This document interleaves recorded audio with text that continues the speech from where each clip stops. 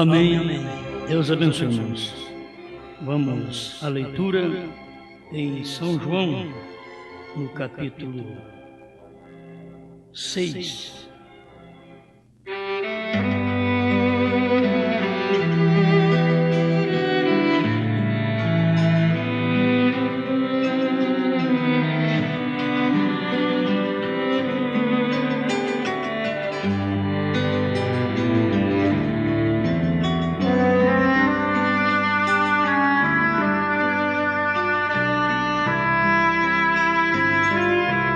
Versículo 14 de São João.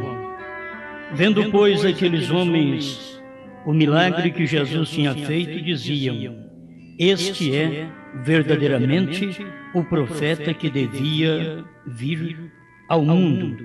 Sabendo, pois, Jesus que haviam de vir arrebatá-lo para o fazerem rei, tornou a retirar-se ele só para o monte. Eu quero ler também o capítulo 5, verso 43 de São João. Eu vim em nome de meu Pai, e não me aceitais.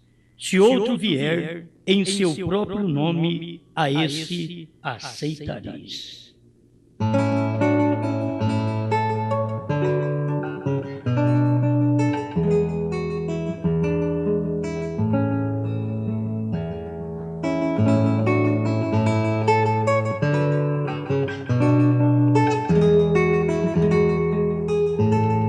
Grande Criador, estamos dependendo de Ti para mais esta pregação.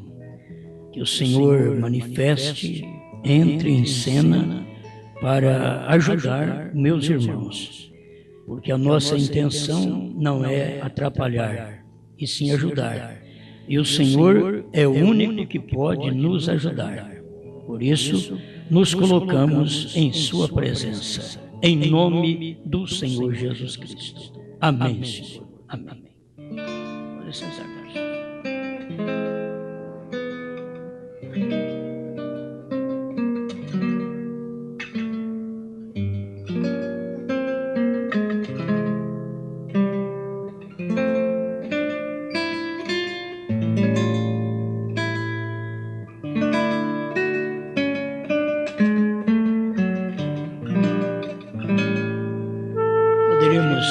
comentar sobre várias coisas, mas vamos ver o que Deus tem para nós dentro desta Escritura.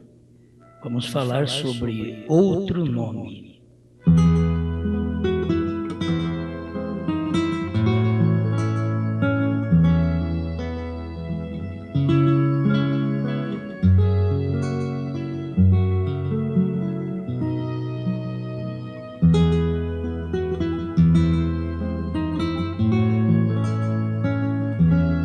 Eles quiseram ir atrás de Cristo para fazer de Cristo um rei.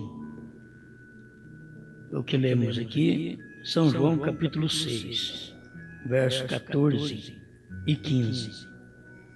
E Jesus retirou. Se alguém quiser fazer de nós um pastor, nós achamos bom. Jesus correu. Se alguém quiser fazer de nós um diácono, há tanto tempo eu estou lutando para ser diácono até que enfim. Alguém quer fazer de nós um obreiro? Rapaz, eu estava esperando você falar disso. Deus já tinha tocado no meu coração. Se alguém quer nos ungir como bispo, você é de Deus. Deus falou com você, olha, isso é verdade. Isso Deus já havia falado comigo e me chamado há muito tempo. Jesus, eles chegaram e agarraram Jesus e disseram: nós vamos fazer você rei. Ele escapou. Ele correu. Eu não sou desse sistema.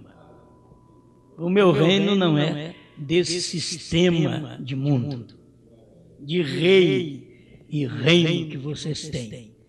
Então, o melhor que faz é correr. Por isso, Mombrana diz que o homem que Deus corre é que Deus o chama. É o homem que corre de Deus, melhor é que Deus o chama. Ele está correndo. Moisés correu. Moisés, no início, ele não precisava correr. No início, ele queria ter uma popularidade.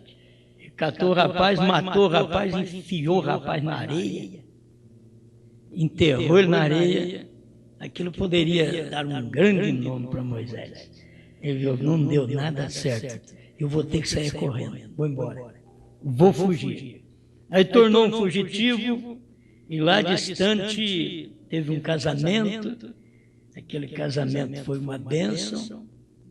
Mesmo a Zípora não era uma mulher ruim. O irmão Branda disse, olha, do outro lado do deserto, a coisa não estava fácil. Porque ele tinha uma mulher forte. Mas aquilo tudo serviu para Moisés. Serviu para ele encontrar o Sinai. Ele encontrou uma Zípora, mas também encontrou o Sinai. Quando ele saiu fugitivo, encontrou uma Zípora, uma esposa. Mas também encontrou um Sinai, onde Deus falou com ele. Ele precisava. Tem hora que está precisando disso, né? Tem homem que está precisando de uma Zípora. E tem hora que ao invés de uma Zípora, ele arruma uma espora. E outra hora está precisando de encontrar um Sinai. Um lugar onde Deus fala. Um lugar onde Deus manifesta. Um lugar onde tem fogo. Coluna de fogo que mexe com ele. Cada um de nós dependemos de apertos na vida. Todos nós. Não adianta querer viver só vida boa, que precisa de aperto. Sem aperto você não chega lá. Então o mundo tem que nos apertar até nós espirrarmos daqui. Só que tem que nos apertar. O casamento, quanto mais apertado for, é melhor. Mas está dando problema, isso tudo vai... se você não viver um tempo ruim, você não terá um tempo bom. E você que tem um grande tempo bom no casamento, diz Salomão, porque Salomão usa isso em felicidade. Você que tem um grande tempo, eu quero usar no casamento, você que tem um grande tempo no casamento de felicidade, lembra que você pode ter um outro tempo de tristeza dentro daquele casamento. E você que tem um grande tempo de tristeza dentro do casamento, lembra que depois aquilo pode virar infelicidade. A coisa pode mudar. Isto é claro, nós estamos neste mundo aqui, é para ser purificado. Nós temos que tirar as nódoas, as escórias de nós, porque nós não somos daqui. Se nós fôssemos daqui, não precisa nem tirar a escória, nós ficava um cascalho aqui mesmo. Mas só que nós somos uma pedra, somos um diamante. E tem que ser lapidado. Tem que ser lapidado. E muitas vezes o casamento é a forma de lapidação, a igreja onde você vive, os irmãos com quem você se associa, são irmãos que te lapidam. E você não deve reclamar. Tudo que existe na vida não se pode reclamar.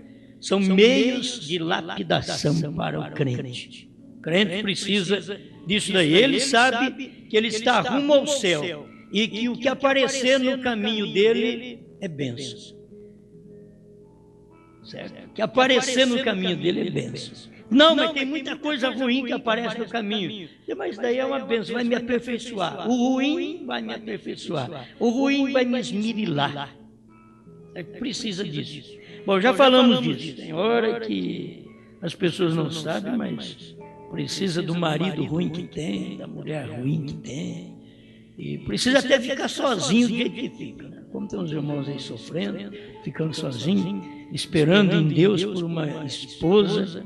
Eles querem uma cruz, mas Deus está dizendo, não, espera mais um pouco. Não, Senhor, mas o Senhor está demorando demais. Dá-me cruz, dá-me cruz. E depois que vem a cruz, ele diz, cruz, credo.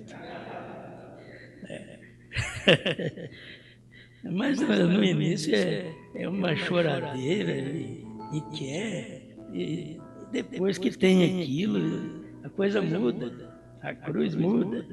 Mas a gente sabe que cada um precisa de um casamento, precisa de um sofrimento, uma luta, não é só coisa boa na terra. Jesus diz, no mundo tereis aflições. Tende bom ânimo, Ele não diz assim, no mundo vocês terão aflições e eu vou livrar vocês de todas. Ele diz, não, tenha de bom ânimo. Quer dizer que tem aflição, eu tenho que ter bom ânimo para encarar a aflição do dia a dia. Todo crente precisa disso, não é? Isso é no casamento, é na igreja. Tem hora que a fé está aflita. Você tem aflição na fé. E depende daquilo. Mas tende bom ânimo. Esta fé vai ficar mais robusta. Ela será mais forte. Amém. Eu não vou falar muito sobre o que vocês podem pensar. Estou falando em outro nome, só porque eu li aqui. Mas não vou falar assim, de outro nome como você pode pensar. Vou falar só outro nome. Certo? Como o irmão Brana fala na mensagem A Semente da Divergência, nós temos aqui o parágrafo 81. Ele fala sobre isso. Deus plantou uma semente e ele diz, esta semente é Cristo. E Cristo é um reprodutor, um grande reprodutor. Ele nos reproduziu. Amém? Então, ele diz assim, eu sou o Senhor teu Deus, somente um Deus. Eu sou. Por que procurais por outro? Outro virá. Reticência. Eu vim em nome do meu Pai, e vós não me recebestes. Mas outro virá em seu próprio nome. Por isso que é outro nome. Mas outro virá em seu próprio nome, e a ele vós recebereis. Aí o irmão Brana começa a expor assim. E eles fizeram isso em Niceia. Aí onde começou outro nome. Você pergunta, é você cristão? Sou um batista. Eu não te perguntei isso. O que tem a ver batista com cristão? Eu pergunto uma coisa e você me responde outra. É você um cristão? Sou pentecostal, falador de línguas, pulo e grito, é glória. Não foi isso que eu te perguntei. É você um cristão? É você um cristão? Sou um metodista. Aí o irmão Brana diz, outro nome. Mas outros vêm em seu próprio nome. Porque eu vim no nome do meu Pai, e vocês não me recebem. Mas outro virá em seu próprio nome. A isso você recebe. E você diz, eu sou batista, eu sou metodista, eu sou da mensagem, eu sou isso, eu sou aquilo. Outro nome. Mas quando isto vem naquele nome de Jesus Cristo, eles simplesmente se afastam disto o tanto que podem. Eles não querem ter nada a ver com isso, pois Ele é a palavra, e a palavra declara a si mesma. Amém. Quero passar por isso, quero passar pelo ópio. Essas são coisas que eu já tive experiência. Eu tive experiência do ópio também. É um tranquilizante. Um ópio, quando você está meio estéril, e você não fica sossegado nem na cama. Aí precisa de um ópio para ficar bom. Mas outra parte que é bom para falar de um só Deus, já que não tem mais do que um mesmo, não sei como arrumaram, dois vieram em seu próprio nome e eles já recebem. Mas Jesus veio em nome do Pai e eles não receberam. Irmão Brana veio e mostrou para nós. Se Jesus veio em nome do Pai, ele pergunta, como o Pai chamava então? Se Jesus veio em nome do Pai. Então, você usa Pai, Filho e Espírito Santo para poder declarar o nome desse Deus, que é Pai, Filho e Espírito Santo. Pai, Senhor, Filho Jesus e Espírito Santo, Cristo. Parágrafo 79, a semente da divergência. Como pode isto ser um? Este condenando o nascimento pela Virgem, e este não. nega a cura divina, e isto. E todos eles, em uma confusão como esta, alguns deles nem mesmo creem em Deus. Creem que ele era um filho de Deus. Creem que ele era o filho de José, chamado filho de Deus, certamente. O irmão gêmeo, para os luteranos, Zwinglio, creem que ele era absolutamente e simplesmente um homem. Que Jesus era simplesmente um homem. A ciência cristã diz que ele era um profeta e que ele não era divino. Isto é a ciência cristã. Um diz que ele era somente um homem, a ciência cristã diz que ele era só um profeta, mas não era divino. Por isso nós temos que ter um profeta para poder mostrar para nós o que Jesus é. Isto é o que vale a pena. Simplesmente um homem comum, porque se ele não fosse... me perdoe. A ciência cristã diz que ele era um profeta e que ele não era divino. Simplesmente um homem comum, por quê? Se ele não fosse divino, ele era o maior enganador que o mundo jamais teve. Irmão Brandes, se Jesus não era divino, ele era o maior enganador. Gente, aí vem qualquer crença que aproveitam dentro da mensagem para mostrar Jesus à parte do Pai. Só isso. Ele era a parte do Pai só quando estava na terra. Depois disso ele voltou para o Pai e está exercendo os ofícios que cobrem todos os títulos que Deus tem, principalmente Filho do Homem, Filho de Deus, Filho do Homem, Filho de Davi. Ele tem que terminar como filho de Davi e logo entregar o reino ao Pai, isto é, nunca mais dali para frente exercerá o ministério com um título, porque termina, todos os títulos terminam quando termina filho de Davi.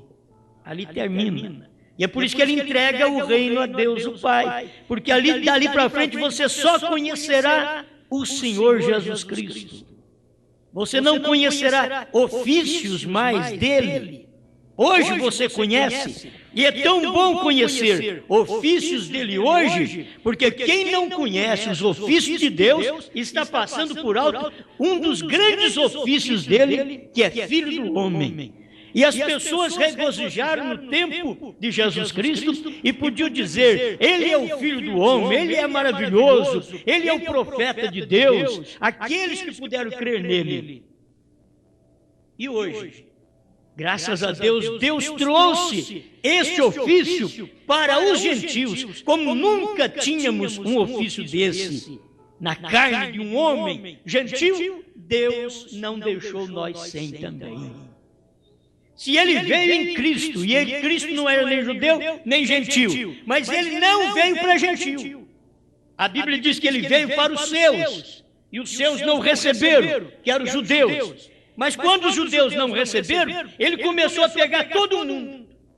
Mas todos quantos o receberam, quer dizer, tanto judeu, como gentil, como samaritano, deu-lhes o poder de serem feitos filhos de Deus. Uma nação era respeitada, uma nação, Deus trabalhava nela.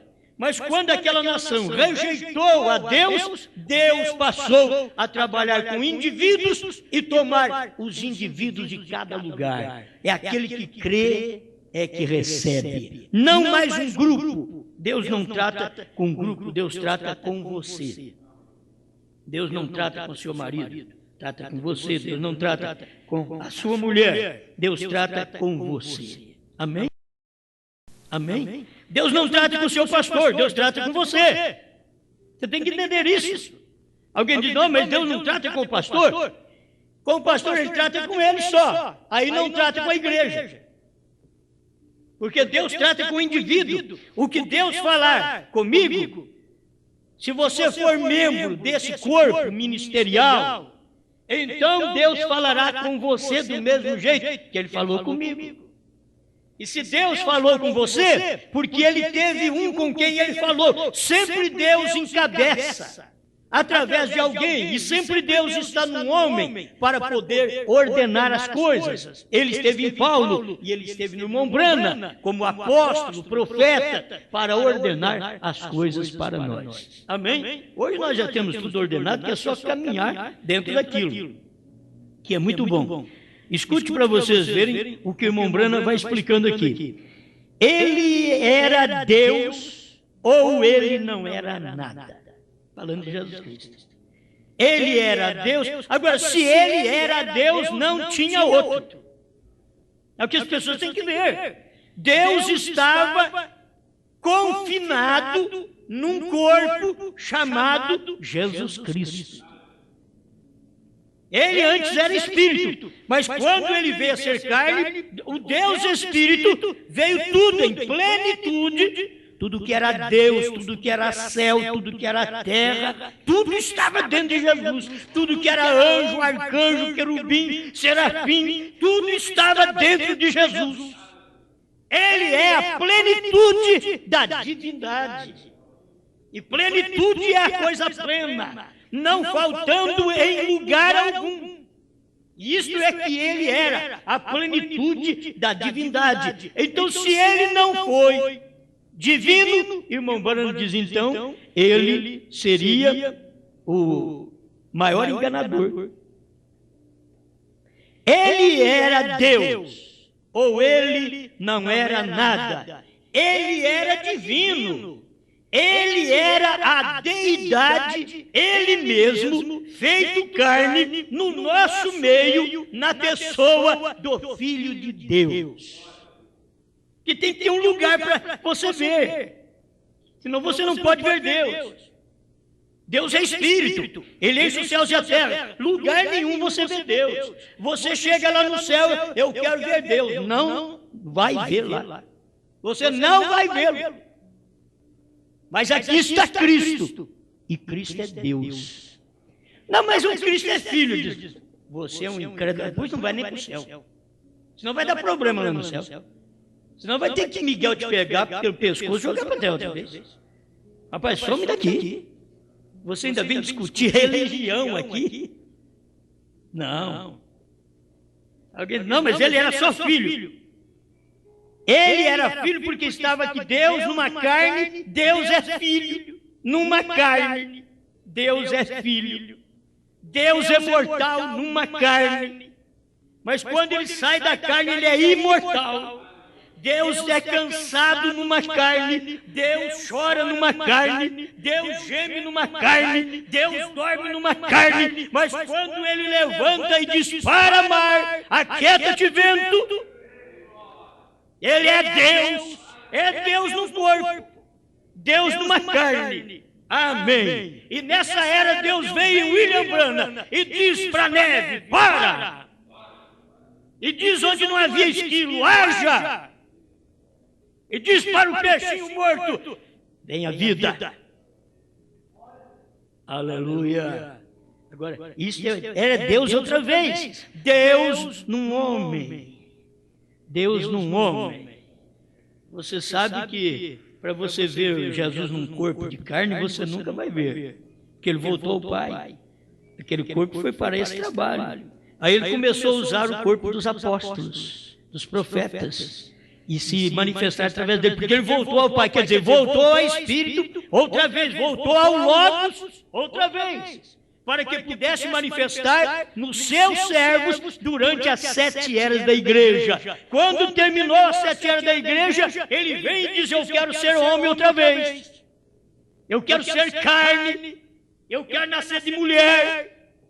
É Deus, e já profetizado em Zacarias 14:7, que no entardecer haveria luz, e entardecer quer dizer luz na América, diz o profeta. Lá no livro do Profeta do século XX. Luz na América. E ali, a luz na América estava mostrando Deus em carne outra vez. Amém? Aleluia. Tem nomes que você sabe que são nomes blasfemos. O irmão Branham mostrou isso aí, que todos esses nomes de igreja que existem hoje, ele diz, são nomes blasfemos. E esses nomes que nós lemos aqui também são outros nomes. Mas não é por isso que Deus não tem um nome. Esses nomes são blasfemos. Fariseu era blasfemo. Nome de Essênio era blasfêmio. Mas e Jesus? Era um nome também. Mas aquele não era blasfemo. Aquele era Deus. Era o nome de Deus. Era o nome da manifestação de Deus. Então você toma todos os nomes hoje. Eu não quero falar. Pega todos os nomes das igrejas de hoje, todos os nomes das denominações, são tudo nomes blasfemos. Nomes que vieram da grande prostituta, de Apocalipse 17 e 18. Ela tem nomes blasfemos. Está tudo nela. E são tudo filhos dela. Nomes blasfemos. Mas teve um que não era blasfemo. Não é porque tem os nomes blasfemos que Deus não vai manifestar o seu. Havia os nomes blasfemos naquele dia, que na ideia dos religiosos daquele dia, um fariseu dizia, olha, nossa, esse nome vem do céu. Fariseu? Já pensou? O outro, o nosso, então, Essênio. Já pensou? Que os nomes? Isso é nome que vem do céu, isso é de Deus. E eram nomes blasfemos. Porque o nome mesmo era aqueles que eles blasfemavam dele. Que era Jesus Cristo. Eles blasfemavam dele. A mesma coisa é hoje. Hoje você diz, eu sou fulano de tal. Você diz, é cristão, eu sou da igreja tal. Não foi isso que eu perguntei. Mas eles querem mostrar outros nomes. Quando você fala em Brana, para eles, Brana para eles é demônio. Como Jesus, naquele tempo, era demônio, ao ponto que os crentes diziam, é samaritano e tens demônio. Mas por quê? Eles usavam esse tipo de expressão para manchar a Deus numa carne. Por que eles usam hoje as expressões que usam? Irmãos, assim como haviam milhares de Jesus, certo? Mas só havia um Cristo, diz o profeta. Há milhares de William, há milhares de Branas, mas só existe um que revelou os selos. Só existe um. Eu estou quase começando a mensagem da manhã, que eu quero deixar para amanhã, certo? Me veio para falar sobre alguma coisa, eu quero deixar para amanhã. Mas isso daqui é apenas um prato para nós. Nós temos que tomar estas coisas e ver que os nomes blasfemos, tantos existiam, por quê? Irmão Brana disse, ele dizia assim, você é cristão, eu sou metodista, você é cristão, eu sou batista, você é cristão, eu sou pentecostal. Aí ele diz, outro nome. Mas ele diz que foi dirigido por Deus para colocar o nome dele no tabernáculo Brana. E ele diz assim numa mensagem, eu não esqueço a mensagem, mas diz, se não tivesse o meu nome ligado a esse tabernáculo, nós teríamos perdido o tabernáculo. Não perdeu porque o nome dele estava lá. Se fosse o nome blasfemo, podia até ter perdido. Mas estava sendo usado o nome normal. Brana, tabernáculo Brana. E porque estava no nome dele, então aquilo não pôde se perder. Isso é o natural. Isso aí simplesmente é um templo. É um lugar onde as pessoas estavam reunindo. A lei poderia tomar. Só que não pôde tomar o tabernáculo Brana, porque estava ligado ao nome Brana. Não teve jeito da lei tomar. Sendo que ele pregou que os nomes blasfemos, tem tantos nomes blasfemos, aquele não era. Você vê como que é? Tem tantos nomes blasfemos, mas Jesus não era. Não importa o que eles fizeram, não importa o que fazem hoje até com a mensagem, mas o que interessa é você conseguir ver isto. Eles querem outro nome, mas quando Deus manifesta, Deus tem um nome. E eles querem outro. Eles vêm no seu próprio nome. Eu sou batista, eu sou metodista, eu sou pentecostal. Eu sou da mensagem. É outro nome também. Tudo é outro nome. Você precisa de ter a mensagem em seu todo, em você, para ter essa revelação, que tudo pode ser outro nome. Todos os nomes evangélicos são blasfêmia. Mas o nome que ele colocou e que aquilo permaneceu, tabernáculo Brana. Não é falando, gente, do homem, não. Vocês têm que ver o ministério. Tem que ver o ministério. Por que estava daquele jeito? Era o ministério da terceira etapa, ao ponto de Deus falar para ele na mensagem parada na brecha. Ele disse que esse terceiro pico era a terceira etapa. E o terceiro pico era a Brana. Se você notar, o primeiro pico é o William, o segundo pico é Marvel, mas o terceiro pico é Brana. E aquilo ali era a terceira etapa. E a terceira etapa foi a abertura da palavra, a revelação dos 7 selos. Os ungidos dos últimos dias, 262, tradução da voz de Deus. Então, tem tudo ali dentro. O que falta é a pessoa tomar aquilo como alimento e saber o que é blasfemo e o que não é blasfemo. Você tem que saber qual o nome. Agora, não é por isso que você coloca o nome de Deus, você coloca uma criança. Aí depois essa criança é arteira, daqui a pouco você diz, essa criança, esse Jesus parece um cão. Não tem uns que falam assim? Oh, esse menino aí, se você abre a boca para falar mal de uma criança que está usando qualquer nome, você está expondo o que aquela criança será no futuro. Ela pode ser má agora, mas você coloca um nome bom sobre. Não vai colocar cão. Entende? Não vai. Mas na hora, parece que o que sai é aquilo. Isso é mal. Então vamos colocar bons nomes, porque o nome tem uma influência. Existe uma boa influência no nome das pessoas. Eu tenho dito, tem gente que tem o nome na Bíblia que tem influência, mas nunca pode cumprir aquela influência do nome da pessoa, porque ela não nasce de novo, ela não vive o novo nascimento, porque o novo nascimento é que vai te dar a influência boa do nome que você tem. Porque mesmo natural, você tem um nome bom, mas você pode ter uma natureza ruim.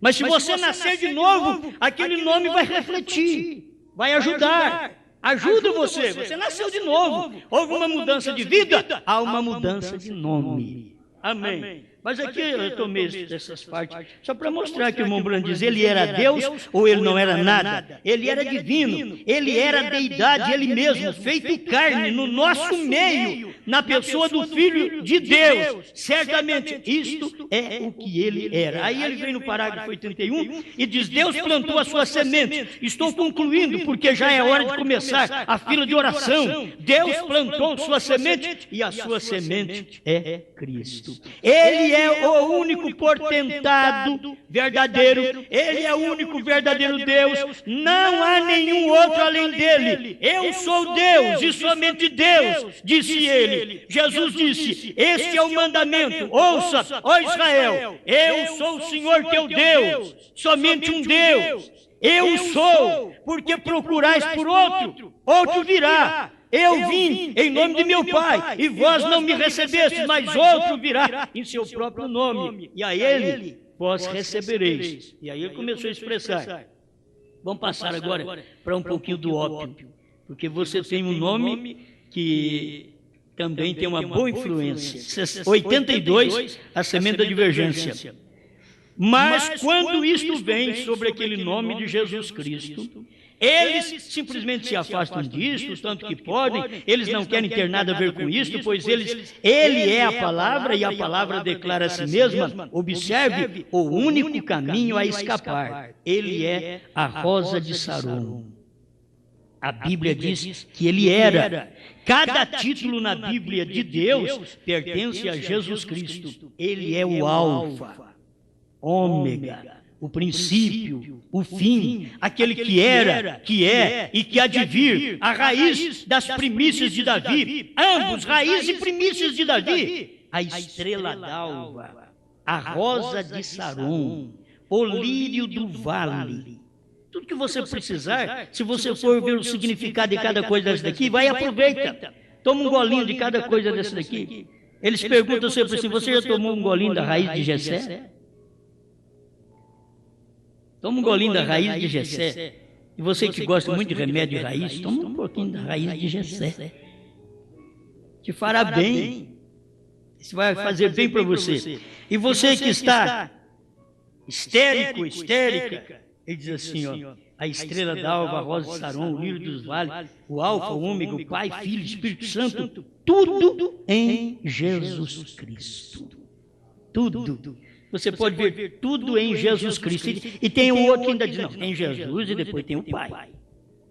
Tudo está em Jesus Cristo. O próprio Pai está em Jesus Cristo. Ele diz, o Pai que está em mim é quem faz as obras.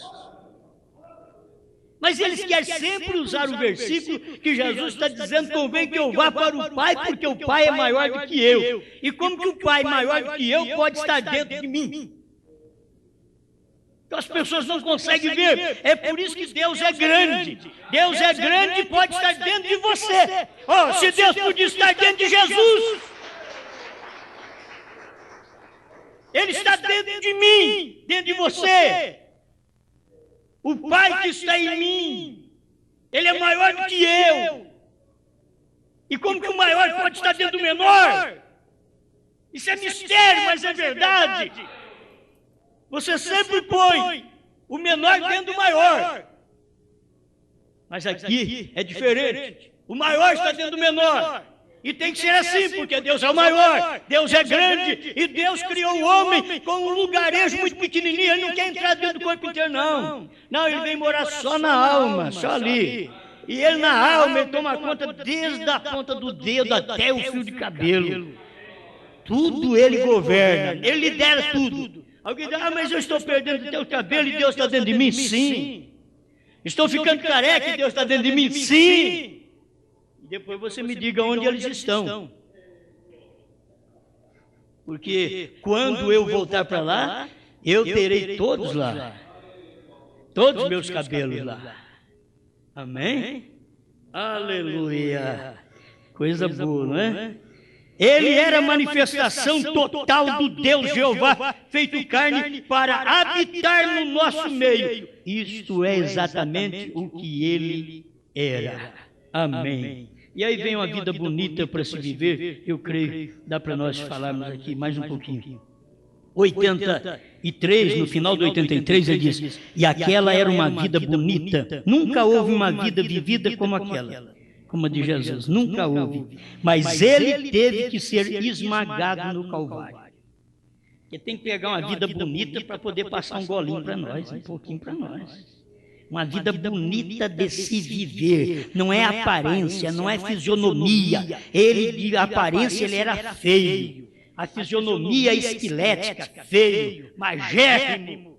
Mas nunca houve uma vida bonita como a dele. Nunca ninguém teve uma vida igual a dele. Cheia de tudo, olha, dentro dele está princípio, fim, Pai, Filho, Espírito Santo, rosa de Saron, lírio dos vales, estrela brilhante da manhã, o preferido entre 10 milhares, o mesmo ontem, hoje, eternamente, tudo está dentro dele só.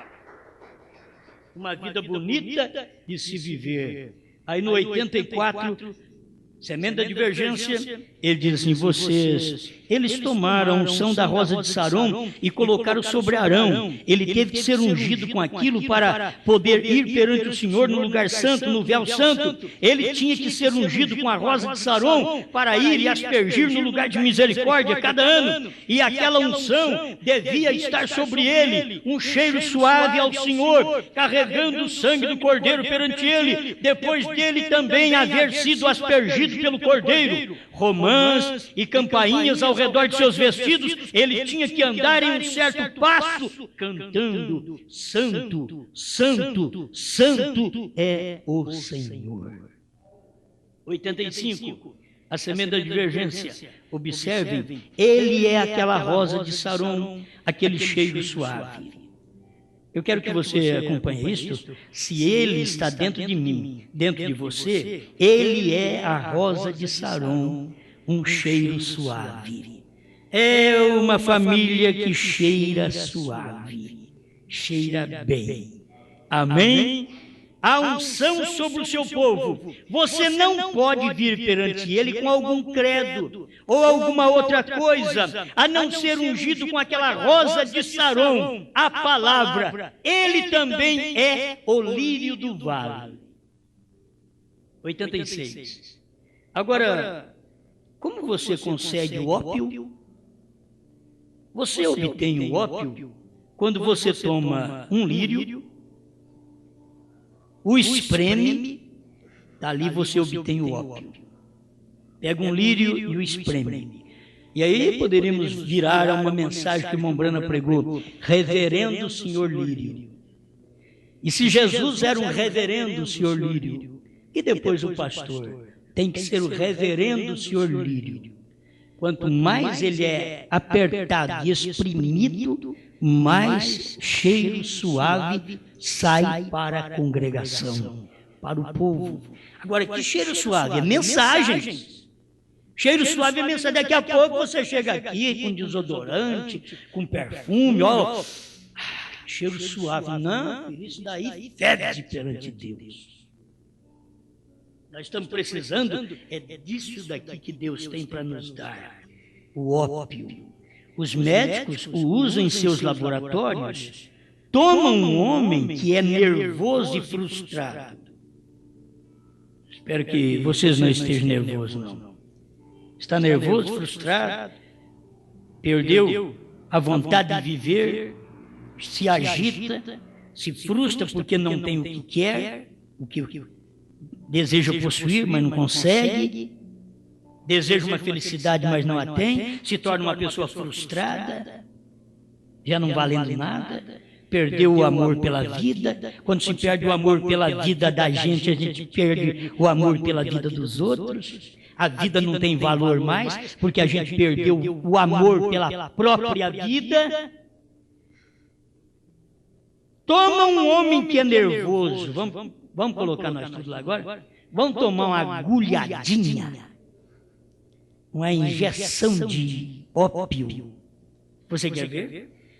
Toma um homem que é nervoso e frustrado. Ou uma mulher, quando ela está histérica. Um médico toma um pouquinho de ópio, do lírio, e coloca isso em seu braço ou na veia em algum lugar, e eles se aquietam. Mas antes, pode nada segurá-los. Não é que eles estão endemoniados assim, presos por grilhões. Não, o seu físico foi atormentado na verdade. Toda doença é do diabo, diz o profeta. Então, você chega a um certo ponto e que a ciência tem o que falta no seu corpo. Falta, é só colocar através de uma injeçãozinha. Eu lembro quando eu estava sobre o leito hospitalar e eu não fazia nenhuma desordem, mas o meu corpo não parava de mexer. E como eu achava bom, quando vinha uma enfermeira ou um enfermeiro, uma injeçãozinha pequena. Quando vinha aquelas grandes, não importava muito, não. Aquelas injeções grandes, aí não faz efeito, não. Mas quando me aplicaram uma pequenininha assim, que foi só começar, eu desapareci. Que beleza! A hora que eu voltei, assim, estava levinho. Tudo bem, mas tem um tempo que aquele efeito termina. E você volta outra vez a fazer o que você fazia antes. Tem gente que tem Deus, e eles têm Deus como o ópio do mundo. Eles não têm Deus como o ópio que transforma, que muda você, que nos transforma e que nós não voltamos mais àquelas coisas que fazíamos antes. Nós temos que ter Deus assim. Ele vem e tranquiliza nessa palavra ao ponto que eu não tenho vontade de fazer mais as coisas que anteriormente fazia. E você pode ver as pessoas que antes bebiam, hoje se elas veem o copinho, as lombrigas mexem. Mas se for transformado, não. Eu acho que as pessoas que foram transformadas e elas fumaram antes, mas agora são transformadas, eu creio que elas são igual eu, que eu nunca fumei e eu não posso nem sentir o cheiro daquele tabaco. Eu sinto mal.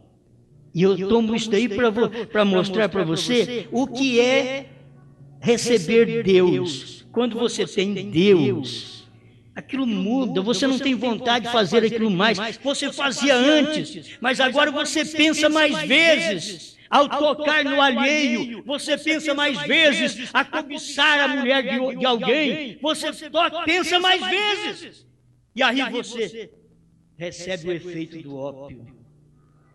Te tranquiliza, te muda, sempre Deus operando e agindo em você e não deixando você retornar ao velho coxo que você vivia antes. Amém? Vamos aqui que eu tenho que terminar. O que eles fazem então? Ele diz aqui, ó, os médicos usam em seus laboratórios, toma um homem que é nervoso, frustrado, ou uma mulher quando ela está histérica, o médico toma um pouquinho de ópio do lírio e coloca isso em seu braço ou na veia em algum lugar e eles se aquietam. Está tudo terminado por um tempo, mas logo que aquele ópio se desfaz, aqui vem eles outra vez pior do que eles estavam. 87. A semente da divergência. Mas vou lhes dizer, amigos, que há somente um tipo de ópio genuíno que conheço, que vem do lírio do vale. Ele é o lírio do vale. Ele foi esmagado no Calvário. Ele foi ferido por nossas transgressões e pelas suas pisaduras fomos sarados. Naquele esmagamento de flores, ele era uma flor. Ele era a maior flor que alguma vez já cresceu. Ele era este lírio do vale e esta grande rosa de Saron. Agora, ele está tendido esta noite, movendo entre os céus e a terra. Eu creio, ele era aquele tempo, ou melhor, para tirar o pecado do mundo e para trazer cura de volta ao mundo. E a Bíblia diz que ele é o mesmo ontem, hoje e eternamente. Amém? E aí ele entra em outras coisas para mostrar o que Jesus Cristo é também representado pelo bronze, que é julgamento divino. Que vem ali, ele recebeu todo o julgamento divino nele, para que nós pudéssemos ser salvos.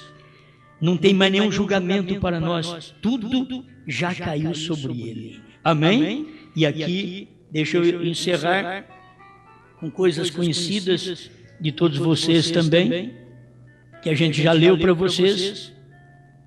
Ele diz, a igreja permanecerá por um tempo pregando aos eternamente perdidos. Será que dá para entender que nós já estamos nesse ministério? Escuta, a igreja permanecerá por um tempo pregando aos eternamente perdidos. Assim como todos os ministérios têm eternamente, têm feito através das eras. A última parte de cada ministério pregou aos perdidos eternamente. E haverá um ministério que pregará aos perdidos depois que eles houverem rejeitado recebê-lo. É a mensagem, o mundo caindo em pedaços. Noé foi um sinal de libertação a seu povo e um sinal de juízo ao mundo incrédulo. As mesmas águas que afogaram o mundo foi o único meio de salvar a Noé. Guarde bem isso. As águas salvando o mundo. Salvando a Noé e condenando o mundo. Aquelas mesmas águas que afogaram o mundo foi o único meio de salvar a Noé. A única coisa que o pôde salvar foi o juízo. Temos aprendido sobre isso. A única coisa que pôde o salvar Noé, foi o juízo. O juízo caiu, matou o povo, e se o juízo não caísse, a arca não subia. Ele não navegava, mas o juízo caiu, matou o povo, foi a terceira etapa do ministério de Noé.